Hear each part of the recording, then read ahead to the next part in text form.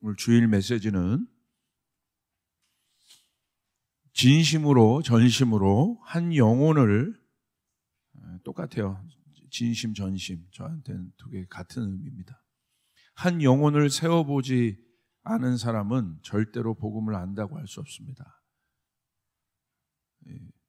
제목이 강하죠. 그러니까 여러분, 전심으로 한 영혼을 세워보지 않는 사람은 복음을 안다고 할 수 없다. 본질에 대한 고민들이 많죠. 결국 이 본질에 대한 고민은 뭡니까? 복음의 본질이죠.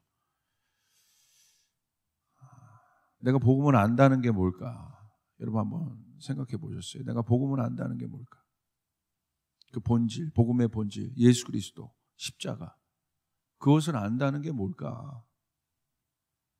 저에게 막 질문해 보고 있어요, 요즘에.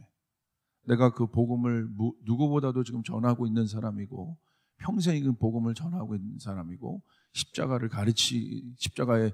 도를 가리키고, 또 성도들에게 그것을 나누는 사람인데, 그리고 사역자인데, 내가 복음을 안다는 게 뭘까? 그냥 여기 프린트물로 이렇게 써서 성도들에게 마음을 나누는 게, 이런 걸 나누는 게 이게 복음을 안다는 걸까? 깊이 질문해 보고 있어요.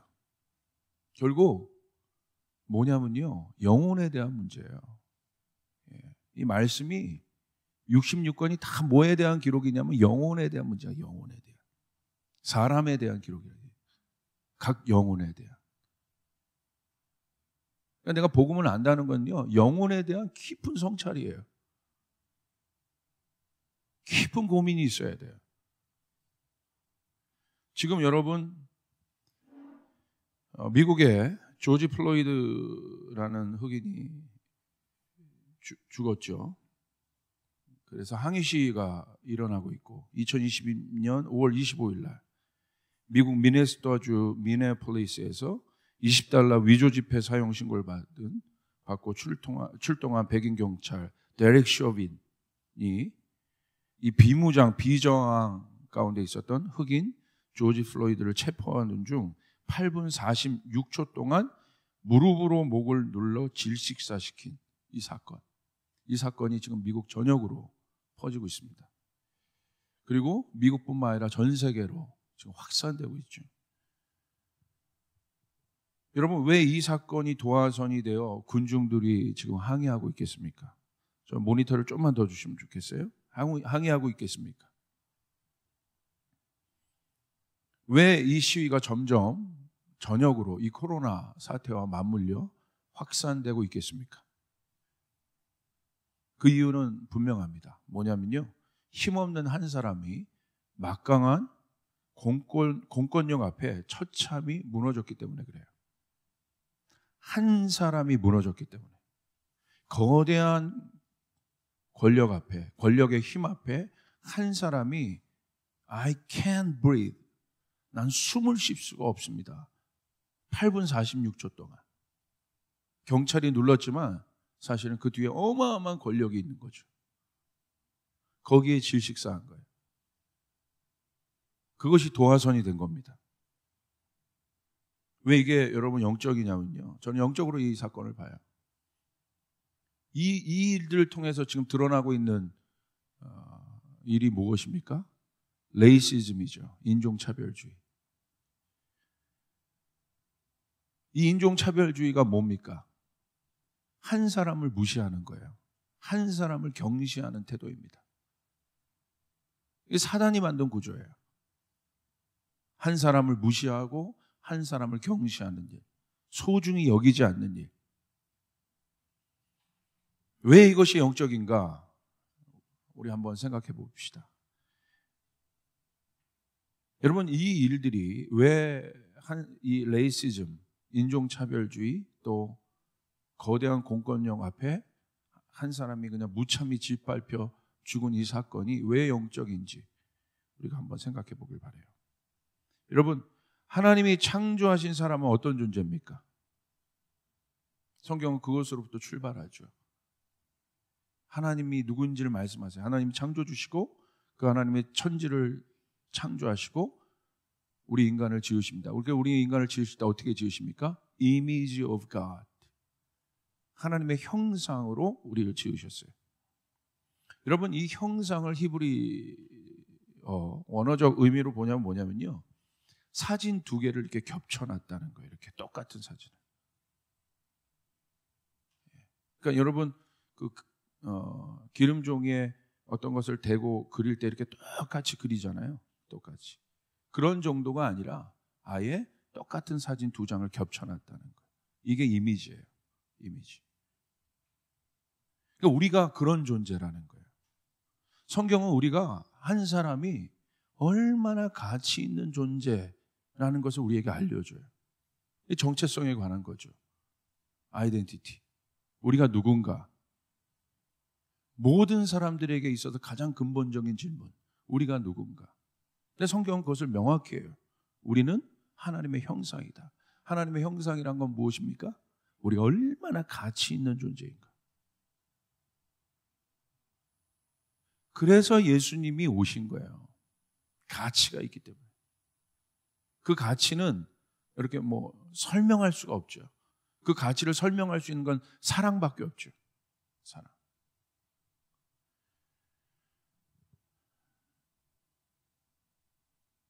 그래서 우리가 어느 정도냐면 우리를 보며 하나님을 보는 거예요. 그게 이미지예요. 그러니까 여러분, 진짜 하나님의 사람을 보고 진짜 신앙인을 만나면 사람들이 뭐라고 고백합니까? 야, 너 보니까, 네가 믿는 하나님을 내가 보니까 진짜 하나님 있는 것 같다. 우리를 보면서 하나님의 존재를 얘기해요. 놀랍지 않아요? 그게 이미지라는 거예요. 이미지 오브 갓. 우리가 하나님 뜻대로 제대로 살면 사람들이 주변에서 뭐라고 얘기해요? 야, 내가 딴 건 모르겠는데 너 보니까 나 하나님 있는 것 같다. 반대로 우리가 그렇게 살지 못하면 뭐라고 얘기해요? 야, 너 보면 하나님 난 모르겠어. 굉장히 실제적인 거죠. 여러분, 하와는 또한 어떻게 만들어졌습니까? 두 번째 사람. 아담의 갈비뼈로 만들어졌다는 건 뭐예요? 소중하다는 거예요. 존귀하다는 거예요. 그러니까 창세기에 나온 사람을 창조하시고 아담을 창조하고 그다음에 하와를 창조하는 이 모습을 통해서 성경은 우리에게 뭘 자꾸 얘기해줘요? 우리가 얼마나 가치 있는 존재인가. 아담은 하와를 향하여 뭐라고 얘기합니까? 이는 내 뼈 중에 뼈요 살 중에 살이다. 얼마나 하와가 존귀한 자임을 아담이 고백합니까? 이런 하나님의 사람을 사탄이 철저히 파괴했습니다. 그 증거가 뭡니까? 그 파괴의 증거. 그 결론은 뭐냐면요. 우리를 죄악 가운데 빠지게 한 사단의 파괴가 뭐였냐? 우리가 파괴되었다는 건 뭐냐? 그게 뭘로 나타나냐? 그것은 자신을 하찮게 여겨요, 사람이. 그때부터. 그렇게 존귀한 자인데 아담 스스로가 자신을 하찮게 여기기 시작해요. 그리고 아담과 하와가 서로를 존귀히 여기지 않아요. 자기 스스로를 굉장히 낮게 평가합니다. 한 번도 그러지 않았어요. 소중히 여기지 않아요. 자기를 소중히 여기지 않아요. 그 열등감으로 반영됩니다. 창세기 3장 7절 8절 보세요. 반복되는 단어들이 있어요. 이게 아담의 그 상태의 심리 상태, 그 마음의 상태, 정서의 상태를 반복하여 보여주는 여러 단어들이 있는데 7절. 그러자 갑자기 그들의 눈이 밝아져서 자기들이 벌거벗은 것을 알게 되었다. 그래서 그들은 무화과 나무 잎을 엮어서 치마를 만들어 몸을 가렸다. 그날 저녁 날이 서늘할 때에 아담과 그의 아내는 여호와 하나님이 동산에서 거니시는 소리를 듣고 그분의 낯을 피하여 동산 나무 사이에 숨었다. 벌거벗었다. 그죠? 표현하잖아요, 지금 아담의 상태를. 가렸다. 낯을 피했다. 숨었다. 이게 어떤 사람들 안에 나타나는, 어떤 사람들을 묘사하는 단어들입니까? 자기 자신을 수치스럽게 여기는 사람, 존귀 여기지 않는 사람들. 그러니까 가리죠, 숨죠, 피하죠. 우물가 여인이 이 사람이에요. 자기 자신을 존귀 여기지 않으니까 피했죠, 숨죠, 가렸죠. 똑같은 거예요. 거기에 비교해 보면 다 볼 수 있어요. 여기에 비교해서 여러분, 그래서 성경을 알면 이게 눈이 열려진다는 건 뭐냐면 이 본질과 원리를 알기 때문에 그 사람이 아무리 화려하게 보이고 뭐해도 이건 속일 수 없거든요. 저 사람이 진짜 건강한가? 속 사람은 속일 수 없거든요. 낮은 정체성, 열등감으로 나타났습니다. 저 소리를 좀만 더 크게 제가 한다. 영적인 문제라는 거예요. 영적인. 그래서 낮은 정체성, 열등감은 뭐예요? 영적인 문제라는 거예요. 영적인 문제. 영적인 문제라는 건 뭐냐면 죄의 결과고, 영의 문제라는 사실은 제가 영적이다, 그건 무슨 말이냐면 혼과 육의 힘으로 해결할 수 없다는 거예요. 그래서 영적이라는 거예요. 영적이다라는 거예요. 그래서 영적이다라고 단어가 들어가면 어떤 문제를 보면 결국 주님이 해결하셔야 된다는 거예요. 할렐루야. 주님을 만나야 된다는 거예요. 사람이라는 이 가치 있는 존재를 낮게 평가하는, 아주 하찮게 평가하는 이런 흐름이 오늘 뭘로 나타납니까? 차별이라는 저주로 나타나요. 혐오라고 하죠. 지금 유럽이나 웨스턴 사회에서 지금 아시아 혐오가 일어나고 있잖아요. 그 혐오의 뿌리는 뭡니까? 차별이죠. 그 차별이라는 저주로 모든 사람들이 지금 다시 분열되고 있어요. 그러니까 그 왜 차별이란 게 뭐예요? 열등, 우등의 개념이 있어요. 계층이 있어요. 클래스가 있어요. 그 우월 의식, 누가 누구를 차별할까요? 우월하다고 생각하는 사람이 하찮은 사람을 차별하는 거예요. 하찮게 여기는 거. 그게 차별이에요. 자기가 조금 더 낫다고 생각하는 사람이 그렇지 않은 사람을 바라보는 눈이 차별이에요. 그 우월의식의 뿌리는 뭡니까? 교만이죠. 흑인은 백인보다 미개하다, 열등한 존재이다. 하나님은 한 번도 그런 적이 없고, 하나님 우리를 바라보실 때 image of God, 하나님의 형상이다 라고 말씀하셨는데, 이게 다 뭡니까? 거기서 나온 것들이에요. 사단의 죄, 사단이 풀어놓은 사단의 구조, 죄의 구조 안에 있는 것들입니다. 교만은 뭡니까? 하나님 교만을 제일 싫어하신다고 그랬죠? 교만은 하나님과 자신을 비교해요. 자신을 열등하게 바라본 사단의 본성이에요. 당연히 열등하죠. 하나님을 바라보는데. 그게 교만이에요. 우월한 존재와 자기를 비교해서 자기를 스스로 열등하게 느끼는 것. 그 열등감이 교만입니다. 근데 그 열등감이 사단의 본성이라는 거예요. 그래서 어떻게 하기로 결정했습니까? 열등하기 때문에 뒤집어 엎으려고 하는 거예요. 반역하는 거죠. 우월한 존재가 되기로 결정해요. 그래서 반역을 감행합니다. 그래서 사단의 본질은 교만입니다. 여러분, 우리가 교만하면 안 됩니다. 할렐루야.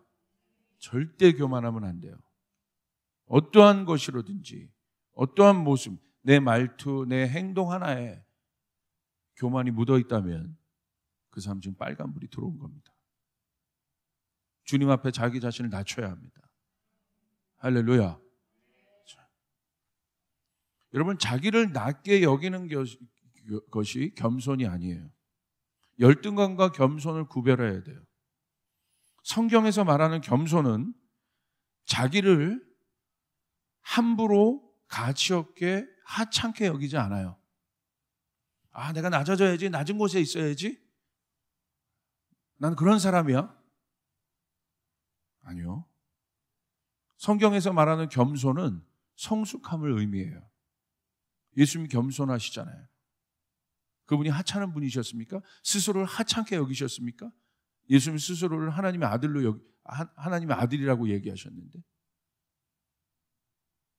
낮은 자존감이 겸손이 아니라는 거예요. 근데 사람들이 그걸 헷갈려 할 때도 있어요. 난 못해요. 이런 거 안 하고요. 저는 거기에 합당한 존재가 아니고요. 그건 겸손 아니에요.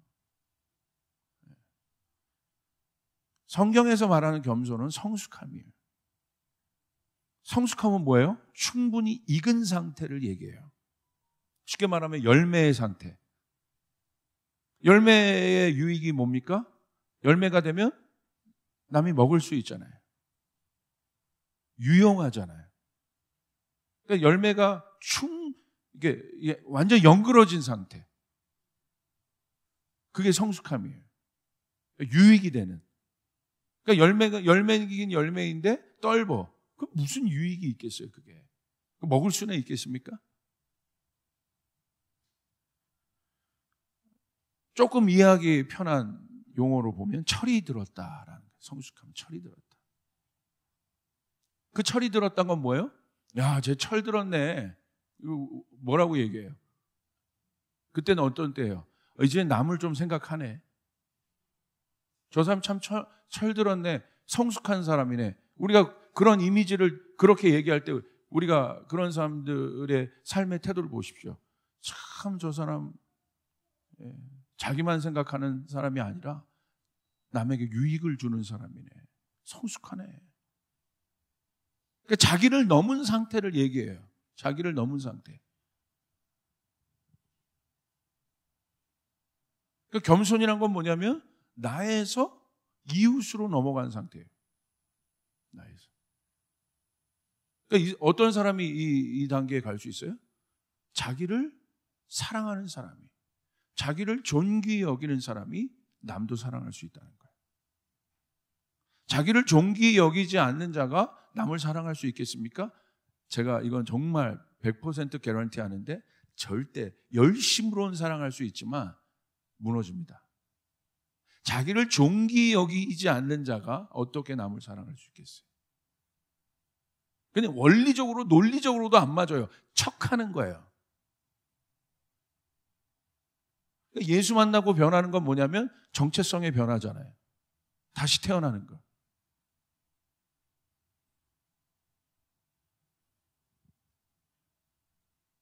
자연적으로 그런 상태가 될 때가 있어요. 언제입니까? 부모가 되면 자연적으로 어떻게 돼요?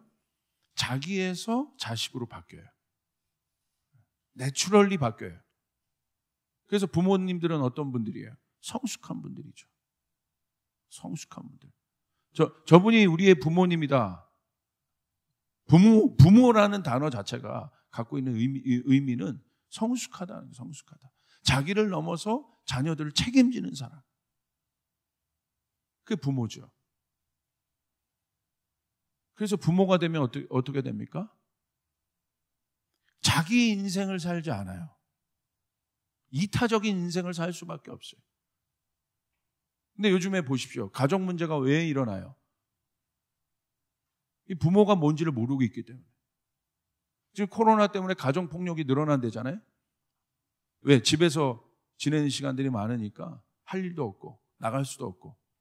유럽 같은 데서는 알코올 중독자들이 늘어나고 그것이 가정폭력으로 들어가고. 지금 요즘에 계속 들려오는 뉴스들이 뭐예요? 가정폭력의 뉴스들 아니에요?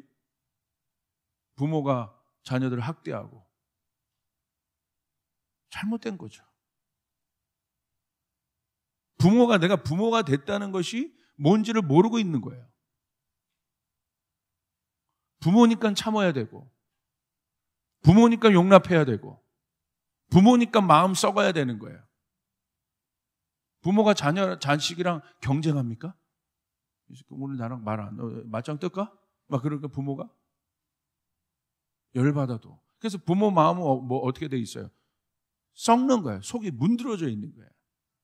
왜? 맞짱을 뜰 수 있는 상대가 아니니까. 마음 놓고 욕이라도 확 해버리고 싶은데, 목사님 저희 부모님은 욕은 마음 놓고 했으면 그래도 그 속은 그러지 않아. 전 평생 그런 걸 모르고 자랐습니다. 하나님 아버지 알면 돼요. 그리고 그런 부모가 되면 돼. 이제 거기 묶여 있지 말고. 원래 그게 부모예요. 그 부모. 그렇죠? 그거죠. 그 부모가 되면 자연적으로 이타적 삶을 살아요. 이게 원리예요. 그러니까 내가 복음을 안다는 건 뭐냐면 나중에 얘기하겠지만 바울이 복음으로 우리를 낳았다고 얘기했어요. 출산했다고 얘기했어요. 그러니까 내가 복음을 안다는 건 뭐냐? 부모가 된다는 거야. 부모의 위치에 간다는 거예요.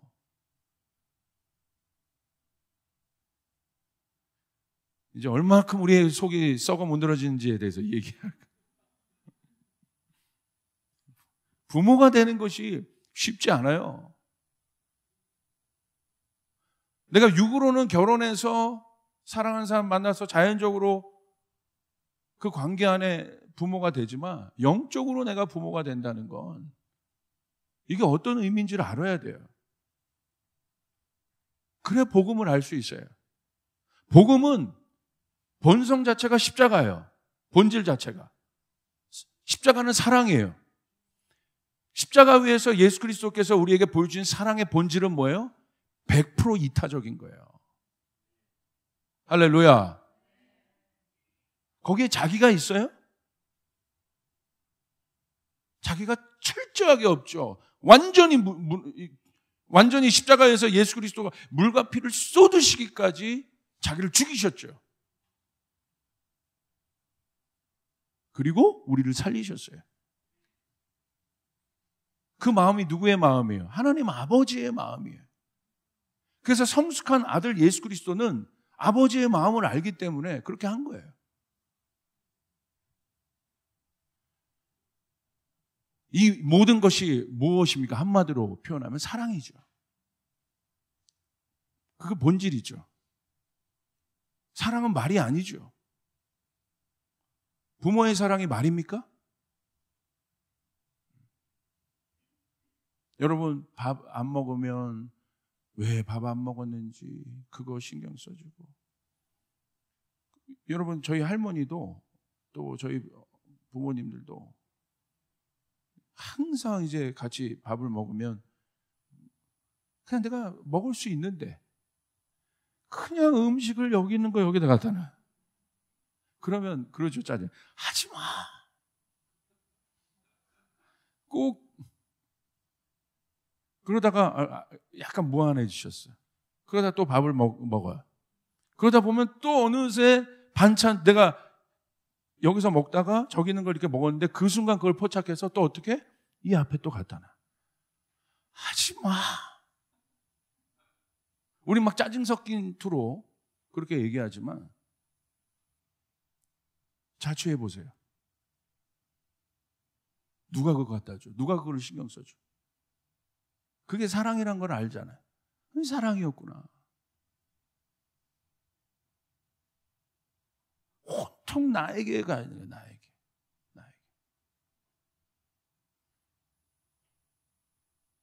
내가 복음을 안다는 건 성경 지식 전해주는 게 아니라는 거예요. 이게.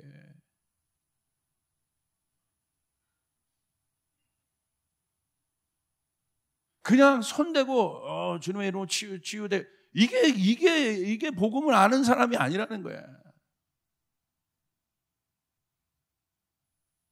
우리가 다 뭐에 대한 겁니까? 영혼에 관계된 거예요. 영혼에 관계된 거예요.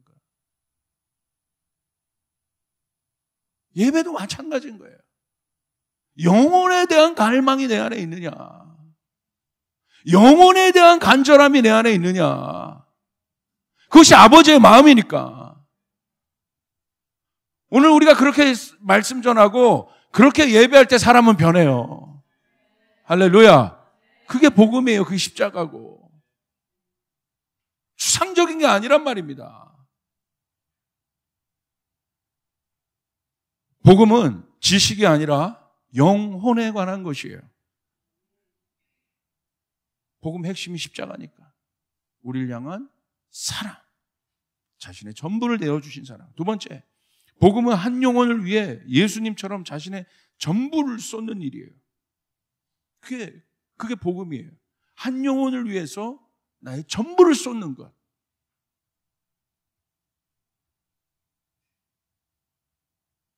그게 십자가에서 우리에게 보여주신 복음의 진수고 바울은 이것만 알겠다고 했어요. 그러니까 디모데 같은 사람 키운 거예요. 수많은 제자들 키운 거예요. 결혼 안 했지만 복음이 뭔지를 알기 때문에. 세 번째, 복음은 한 영혼을 온전히 강건하게 세우고자 하는 부모의 마음이에요. 그냥 말씀 전하고 끝나는 것이 아니라 어떻게 해요? 태어났으면 그때부터 돌보고 온전히 설 때까지 보살펴주고. 그것이 부모죠. 복음의 본질은 한 영혼을 구원하고 섬기고 제자로 온전하게 양육하는 일이에요. 한 사람을 세우는 일. 한 영혼을 세워보지 않은 사람은 복음의 본질을 절대 알 수 없어요. 알 수 없어요. 다 놓고 얘기해요.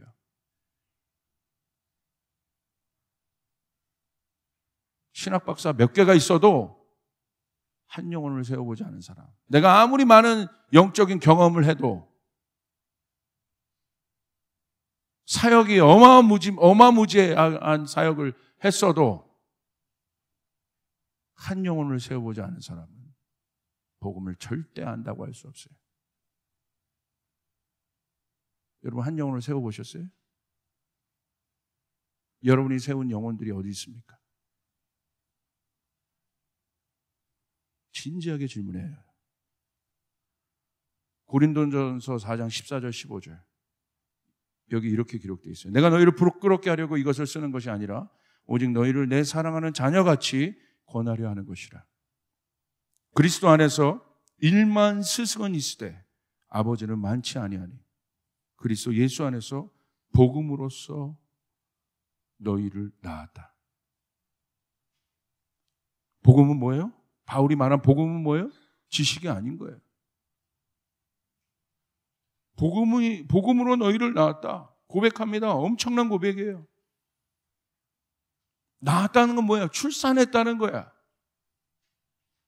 출산이 그냥 돼요? 여기 출산한 분들 한번 손 들어보세요. 출산한 분들 한번 손 들어보세요. 높이. 출산이 쉬워요? 쉽지 않아요? 목사님 말씀만 하십시오. 막 놔드리겠습니다. 막. 아니잖아요. 어마무지한 해산의 고통을 감내해요. 바울이 복음을 설명할 때 이렇게 얘기해요. 지금 복음으로 내가 너희를 낳았다. 출산을 향한 산모의 여정을 보십시오. 쉽지 않아요. 산모가요, 임신하는 순간, 태아를 잉태하는 순간 제가 그걸 봐요.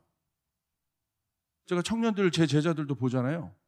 정말 어떤 변화가, 놀라운 변화가 있냐면 자기가 없어져요.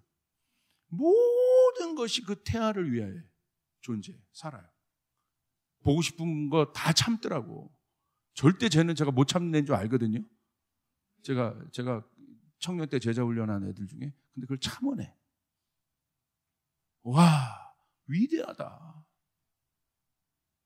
위대해. 어떻게 순간 바뀌어요. 모든 것이 출산할 아이에게 맞춰져 있어요. 복음에 대한 바울의 이해는 출산이에요. 지식이 아닙니다. 그 태중의 아이가 천하보다 귀하기 때문에. 결국 복음을 안다는 것은 영혼에 대한 사랑과 열정이 있느냐에 대한 질문이에요. 오늘 바울은 복음으로 내가 너희를 출산했다. 복음으로 내가 너희를 낳았다. 여러분 10개월 동안 산모가 그 출산을 위해 어떤 마음들을 갖고 있습니까? 열정입니다. 열정. 출산을 완수하게, 성공적인 출산을 위해서 아침에 일어나면서부터 밤 잘 때까지 자기가 잉태한 영혼을 두고 어떻게 합니까? 열정을 쏟아요. 다 부어내요.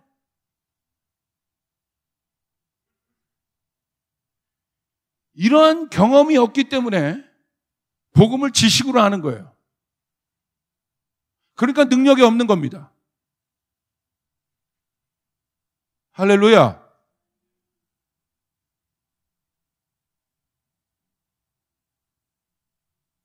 영혼에 대한 구령의 열정이 식어지는 이유는 무엇입니까? 복음으로 나아보지 않았기 때문에 그런 거예요. 한 영혼을 세우는 게 얼마나 어려운지를 경험해보지 못했기 때문에 영혼에 대한 열정이 식어버리는 거예요. 구령의 열정이 그냥 가져지는 게 아니에요.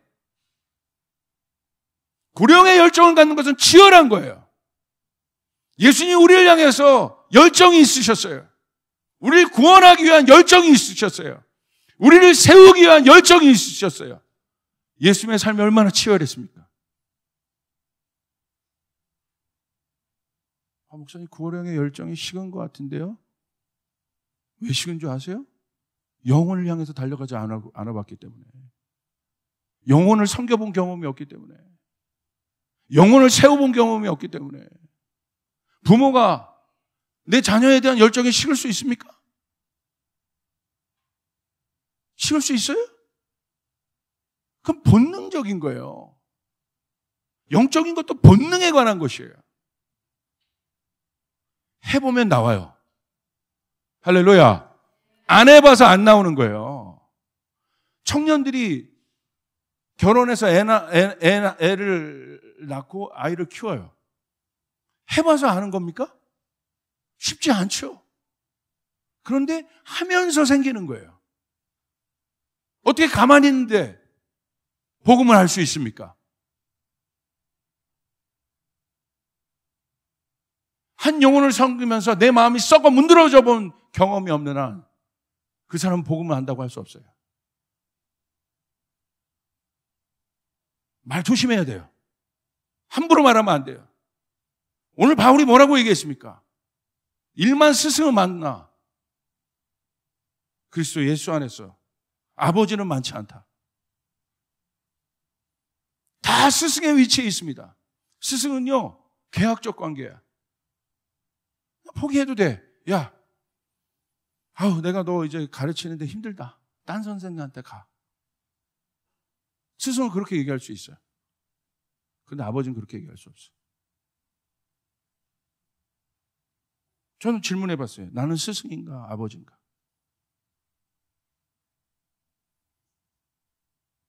반반이에요. 하나는 12번도 저리 가. 그러고 싶다가도 아니지. 바울도 바울의 고민이었던 것 같아. 모든 말씀들은 자기 안에 있는 고민들이 나오는 거거든. 내가 일만 스승이었는가? 아니면 아버지인가?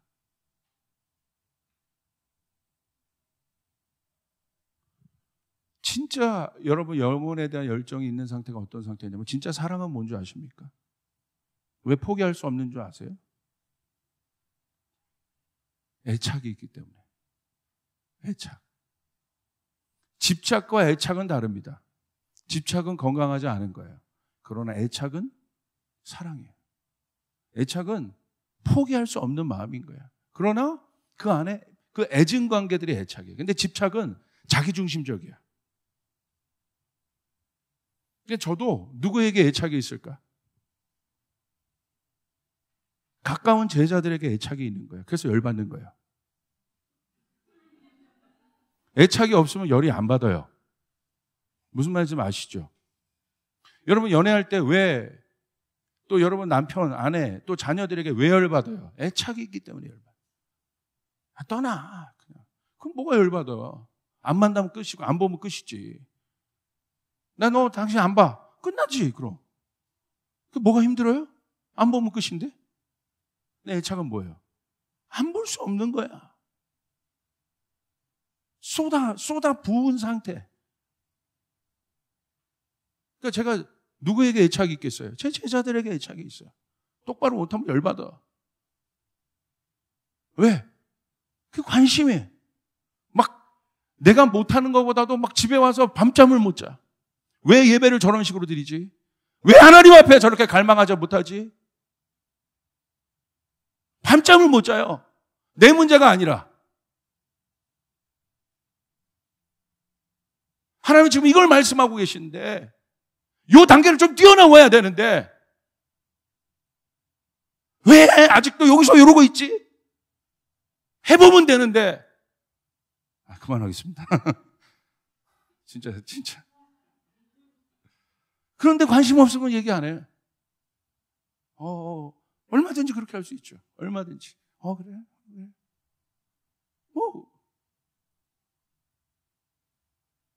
예수님 보십시오. 제자들을 향한 애착이 있으셨죠. 제자들을 데리고 가시면서 예수님의 온통 눈은 무리가 아니라 제자 한 사람. 예수님 데리고 가십니다. 겟세마네에서 부탁해요. 예수의 마음은 함께 좀 동참하자는 거야. 이곳에 뛰어들자는 거야 지금. 근데 제자들이 이게 있어. 알겠습니다. 그래서 갔는데 어떻게 해요? 좀 기다려서 나를 위해서 좀 중보해줘. 자, 화이팅이다. 깨어서 예수님 죽기 살기로 기도하고 오셨는데 여기서 뭐 하고 있어요? 자고 있는 거예요. 예수님 거기서 뭐라고 얘기하세요? 됐다. Enough. 잘 것도 아셨겠지만 예수님 부탁하신 거예요. 해냈으면 좋았겠지. 그리고 또 데려가세요. 그게 애착이에요. 자, 참나. 자고 있었어? 이제 끝이다 너나. 그렇게 하지 않으셔요. 이건 애착이 아니에요. 사랑은 애착인 거예요. 여러분 뭐를 좋아하는 사람들 보십시오. 준하 형제 좋아하는 것들이 있지. 애착이란 말이야. 그게 애착. 꼭 갖고 싶은 거, 꼭 하고 싶은 거 막 소중히 여기고. 내가 애착이 있는 물건은 누가 건들면 뭐 어떻게 막 화가 나잖아. 이거 아니지.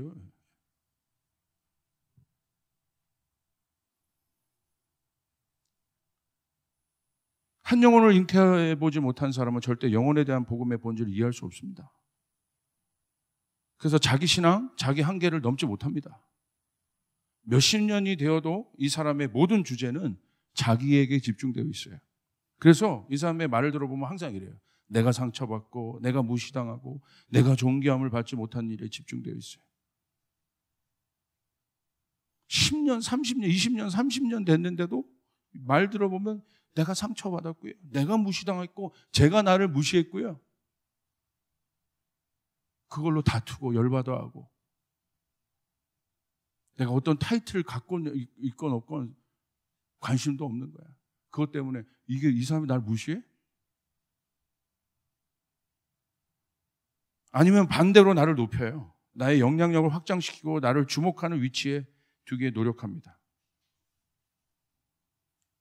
영적 원리로 보면요. 왜 그러냐 이런 현상이. 육이 강해지면 자기를 집중하고요. 영적이면 이웃을 집중해요. 자기를 넘어요. 제가 계속해서 저희 조이풀교회에 이 모든 메시지, 지금 던져지는 메시지가 사실은 단단한 음식들을 최근 계속 던지고 있어요. 여러분 먹어야 해요. 할렐루야.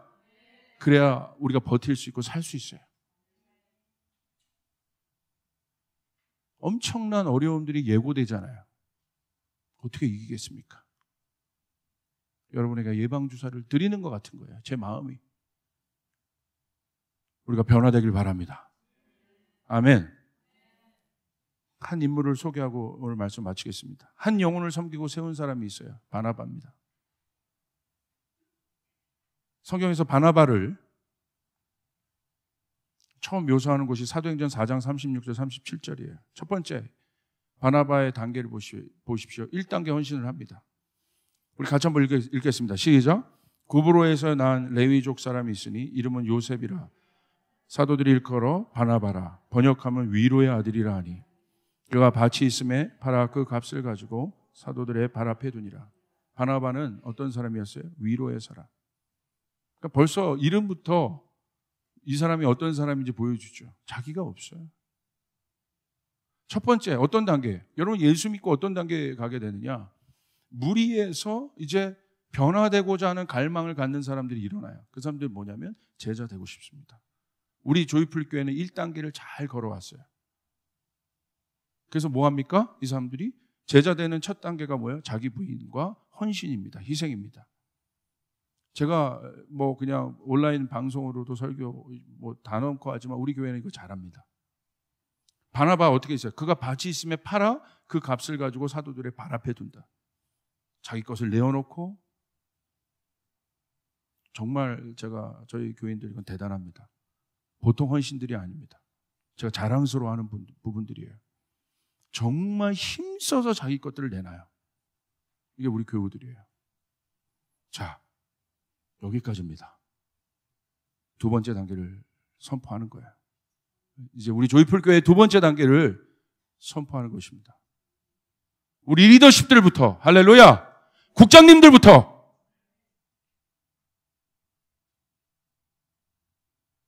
우리 모두 저를 포함해서 두 번째 단계, 우리가 매진해야 될 일, 우리 리더들이 특별히 매진해야 될 일. 사도행전 9장 26절 27절. 바울이 바나바의 두 번째 언급이 사도행전에 있어요. 우리 같이 한번 읽겠습니다. 시작. 사울이 예루살렘에 가서 제자들을 사귀고자 하나 다 두려워하여 그가 제자됨을 믿지 아니하니 바나바가 데리고 사도에게 가서 그가 길에서 어떻게 주를 보았는지와 주께서 그에게 말씀하신 일과 다메섹에서 그가 어떻게 예수의 이름으로 담대히 말하였는지 전하니라. 여러분 보십시오. 바나바의 여정 안에 나타난 이제 바나바가 업그레이드 되는 순간, 두 번째 단계. 우리가 업그레이드 순간, 우리 조이풀이 업그레이드 돼야 되는 두 번째 단계. 내 신앙이 오늘 업그레이드 돼야 되는 두 번째 단계. 사역자건 목사건 간사건 내가 국장이건 리더가 할 것이 우리 모두가 업그레이드 돼야 되는 두 번째 단계. 아멘으로 화답합시다. 아멘으로 화답합시다. 반드시 이거 해야 돼요. 이 두 번째 단계로 들어가야 돼요. 아멘. 바나바의 두 번째 단계는 무엇입니까? 사울이 있어요. 근데 사울이 어떤 사람이에요? 예수 믿는 자를 죽이고 핍박한 사람이에요. 26절에 보니까 예루살렘에 가서 제자들을 사귀고자 하나 사울이 다 두려워하고 그가 제자됨을 믿지 않아요. 그러니까 망나니 같은 여전히 사람들 앞에 그런 존재야. 야, 너 사울 알아? 너 쟤 만나? 뭐 이런 사람이에요. 여러분, 너 누구 알아? 걔 어떻게 만나? 걔 어떻게 사겨? 이런 존재야. 바나바가 어떻게 했습니까? 바나바가 데리고 사도들에게 가서 그가 길에서 어떻게 주를 보았는지와 주께서 그에게 말씀하신 일과 다메섹에서 그가 어떻게 예수의 이름으로 담대히 말하야 했는지를 전한다. 바나바가 어떻게 합니까? 사울을 대변합니다. 이미 뭐가 있었던 사울을 대변하는 것이 아니라 가장 연약한 단계에 있는 사울을 대변합니다. 자, 여러분 주목할 것은 이겁니다. 바나바의 위대함. 바나바가 나서서 사울을 세우는데 사람들은 자신의 시각으로 사울을 보고 평가해요. 근데 바나바는 뭐라고 얘기해요? 주께서 어떻게 주를 보았는지, 누구를 매개체로 넣었고, 그리고 주님께서 그에게 뭐라고 말씀하셨는지, 너희들이 그렇게 말한다 할지라도 주님이 그 사람을 사울을 어떻게 말했는지, 주님의 시각으로 사울을 봅니다. 이게 복음이에요. 이게 복음의 눈이에요. 할렐루야. 주님이 우리를 어떻게 보셨습니까? 나 같은 목사, 정말 이런 말씀 준비하는 것이 제일 두려운 사람이에요. 이 말씀을 키보드 한 자 한 자 누르는 것이 고통스러워요. 왜? 너무 이렇게 못 사니까. 나는 이렇지 못하니까. 너무 고통스러워. 그러나 주님께 구해요. 주님, 저도 변화시켜 주시옵소서. 주님, 저도 변화시켜 주시옵소서. 저에게 바나바의 심정을 주시옵소서. 주님의 눈을 주시옵소서.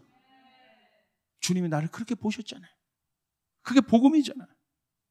모든 사람이 우물가 여인을 핍박한다 할지라도 주님은 그 우물가 여인을 복음의 눈으로 보셨잖아요. 가늠한 여인을 복음의 눈으로 보셨잖아요. 할렐루야. 이게 복음이에요. 이게 복음.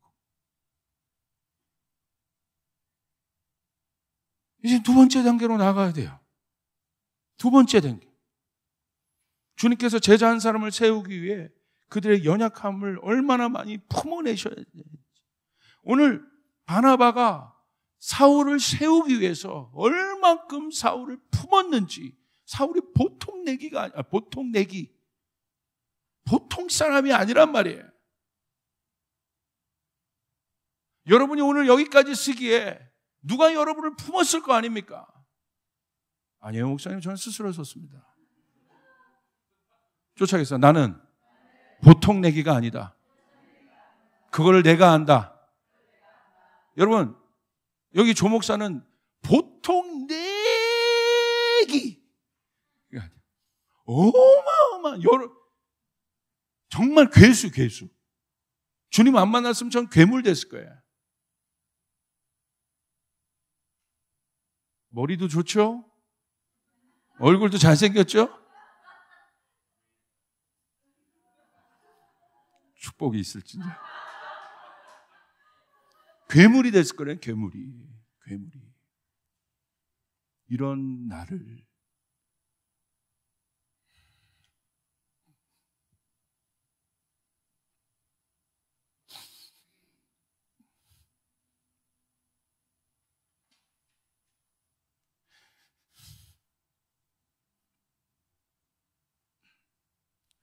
우리 주님이 변화시켰는데, 그리고 변화되고 싶은데,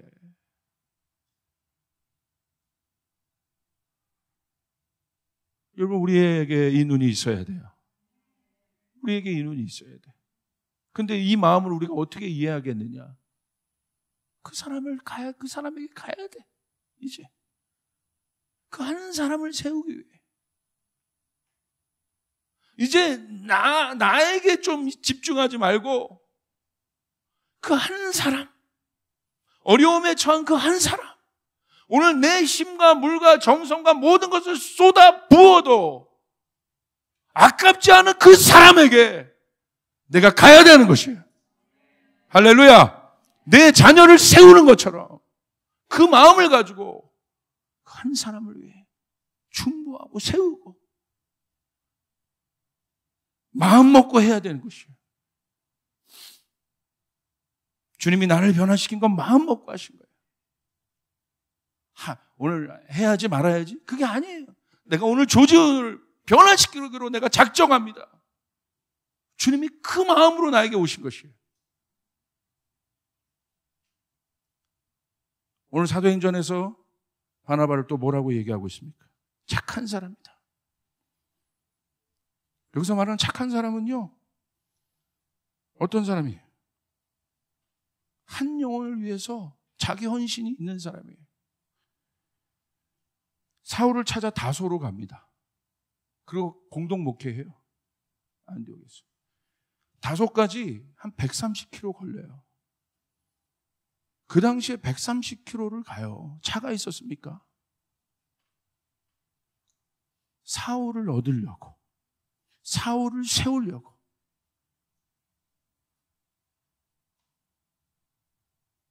여러분, 착하다는 것이 뭐예요? 우리가 보통 저 사람 착하다고 말하는 사람의 특징은 남을 위해 사는 사람이에요.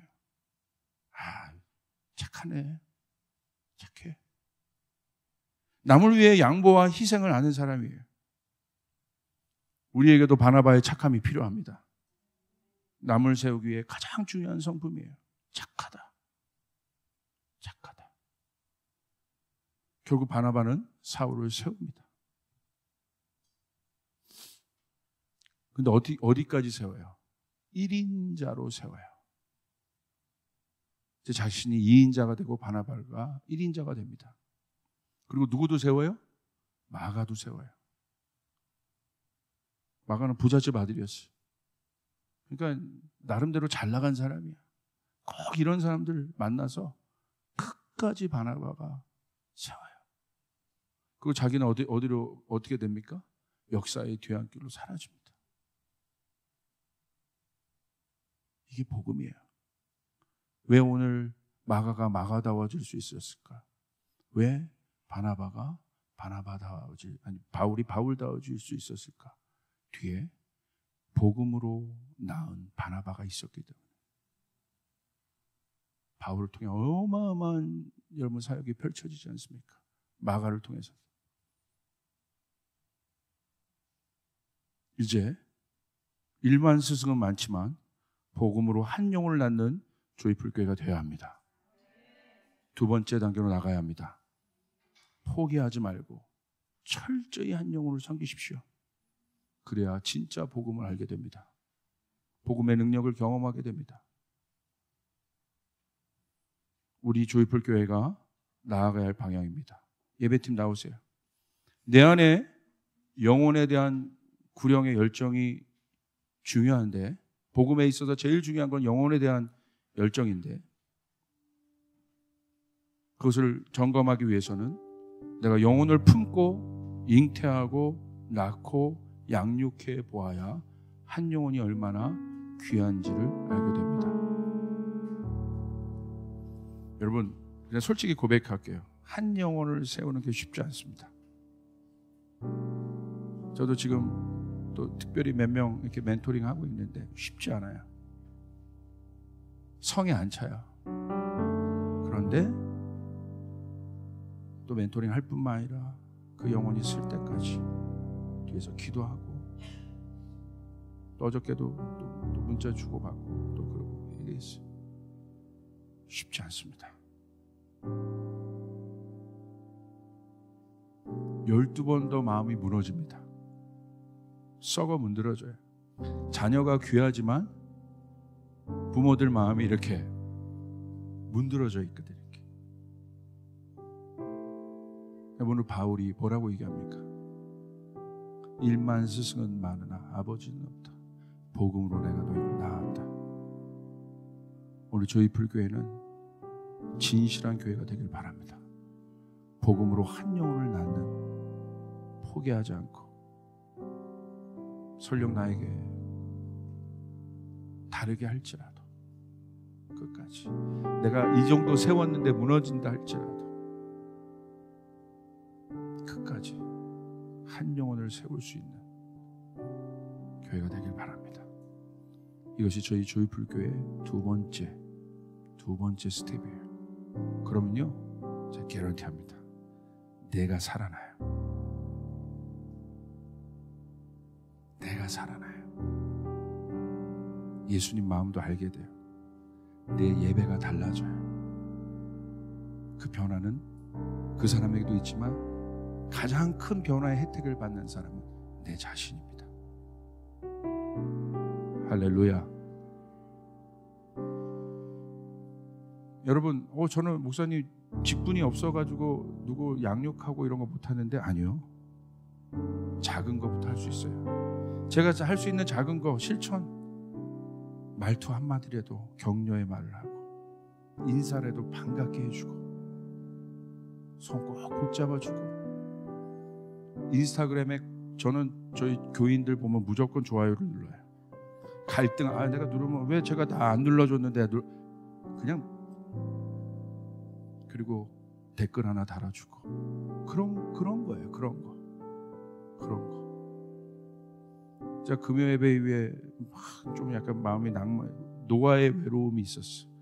낭망해서 집에 돌아갔더니 우리 교인들이 민감해. 막 치킨 쿠폰 보내주면서 목사님 힘내세요. 난 티 별로 안 났는데 약간 좀 티 내는 글을 썼어. 열받는다. 또 힘이 나더라고. 그래. 바울과 바나바가 그런 관계였어요.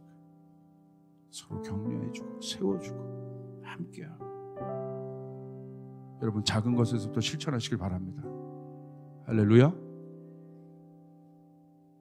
우리의 격려의 말 한마디가 우리의 기도. 내가 널 위해서 기도하고 있어. 그냥 예배팀 리더가 오늘 예배팀 모이는데 몇 시에 모여 이거 말고 그냥 단체 문자 말고 개인적으로 누구누구야 이름만 바꾸지 말고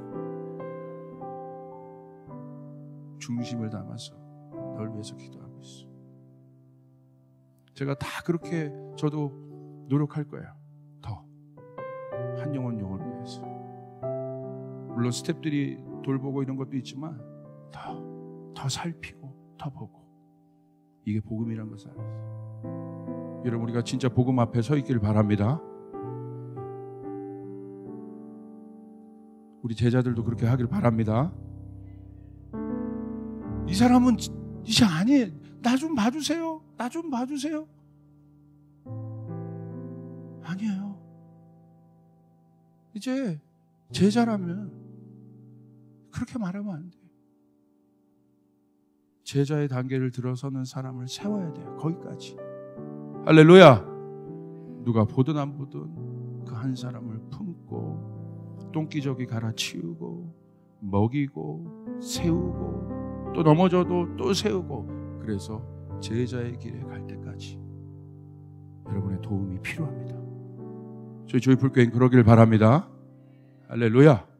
그럴 수 있길 바랍니다. 예배팀 그럴 수 있길 바랍니다. 그럴 수 있길 바랍니다. 우리 옆 사람에게 얘기해서 복음의 힘이 위대합니다. 복음의 힘이 위대합니다. 그리고 선포하세요. 나를 통해 수많은 영혼들이 제자로 서게 될 것이다. 선포하세요. 나를 통해 수많은 영혼들이 제자로 서게 될 것이다. 우리 조이풀 교회를 통해 수많은 영혼들이 제자로 서게 될 것이다. 아멘. 이것이 그 항공모함의 비전이에요. 우리가 그렇게 서길 바랍니다. 주님께 영광의 박수 올려드리겠습니다. 우리 자리에서 일어나겠습니다.